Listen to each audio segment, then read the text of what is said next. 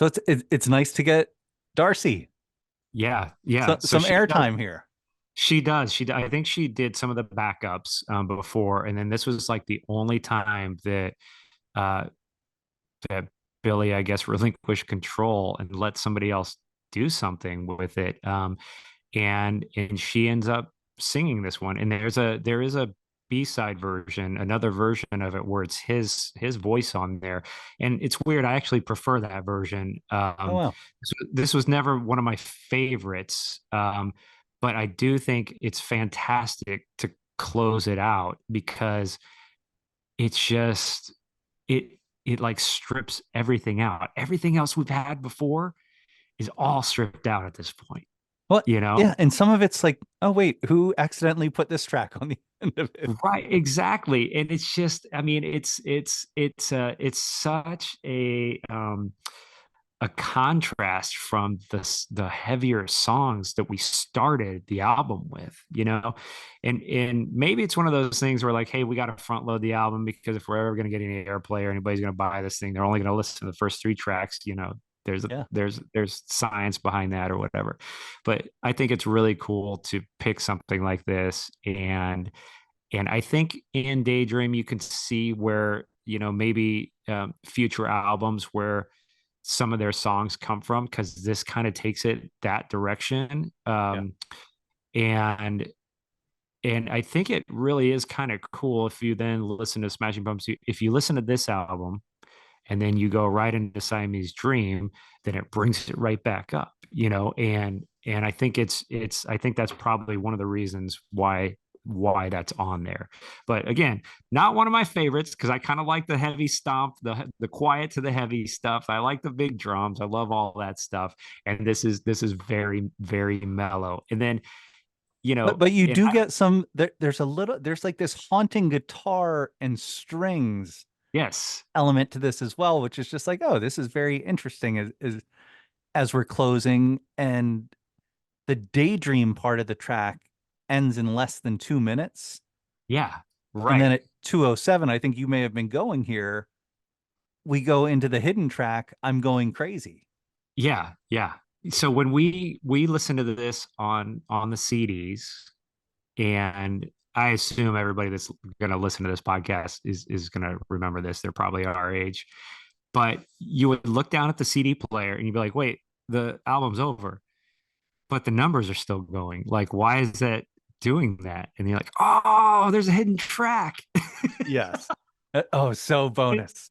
Yeah, and it's just this little thing. And I don't even know if this was like a real song or if this was like a little outtake. I don't know what the thinking here is, but it's less than a minute long, I think. And you know, it's one of those little things where it's just him singing and the little guitar part, and I, that's about it. I wrote in all caps, here's Billy. Yeah. Because like this is The Shining. This is him coming through the door with the axe. And Yeah. it was just like, oh, this was a fun way to end this album. Yeah, and I feel like it's one of those things where it was like a stress break where he was just like, this isn't whatever was happening at that moment. And they're like, hey, that was kind of cool. Let's end the album with that. That's kind of fun, you know? And I was like, okay, we'll do that. No, and it is, again, especially after you've gone through the album, to get that little extra piece is super fun.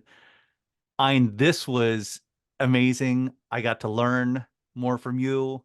Um, as I always do. I enjoy when we get to work on video projects together, uh, through your real job there with creative video and running that. Uh, talk about what you do with video, what you do professionally, and how people can reach out to you. Yeah, so professionally, I'm a video producer, and Ross and I met years ago working for University of Indianapolis, and you know, we're about the same age, and we have a lot of the same likes, and I think we just hit it off with the same kind of language when it came to telling people stories. I think, and how to talk to people and get their stories out there for somebody else to hear. And it's done from a marketing standpoint, but you know, we've just always had fun doing that. And so you can reach out to me through my website, creativevids.com. I'm also in a few bands. If you go to Spotify, look up Electrolab, that's with a K. We're still recording. This is our Smashing Pumpkins ripoff band, kind of originally, but it's evolved since then. And I'm really proud of what we do there. And then I also play in the Indianapolis area with the Midtown Madmen, which is a 1950s cover band, and also play now in a country band called Big Buckle and a Side Hustle. So, and sometimes we get together, we throw on wigs, and we'll play in a Motley Crue cover band called Louder Than Hell. So we do a lot of stuff. And all of those are awesome. And being able to switch gears and go to each of them. So just like, okay, what persona do we want tonight? So Yeah, exactly.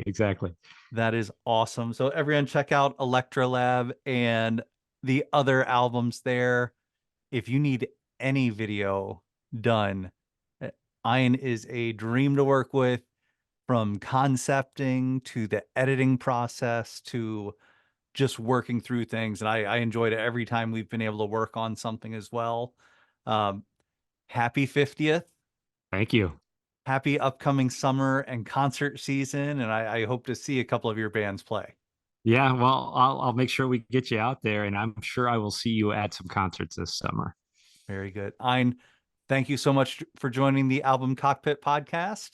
And I can't wait to get feedback on what everyone thought about us discussing the Smashing Pumpkins. Thank you for listening to the Album Cockpit Podcast. Keep the party going by engaging with me on Instagram at the Album Cockpit Podcast, or check out additional related content on the YouTube channel. A review, rating, follow, or subscription are always appreciated if you enjoyed the show. Until next time, rock on and be a force for good.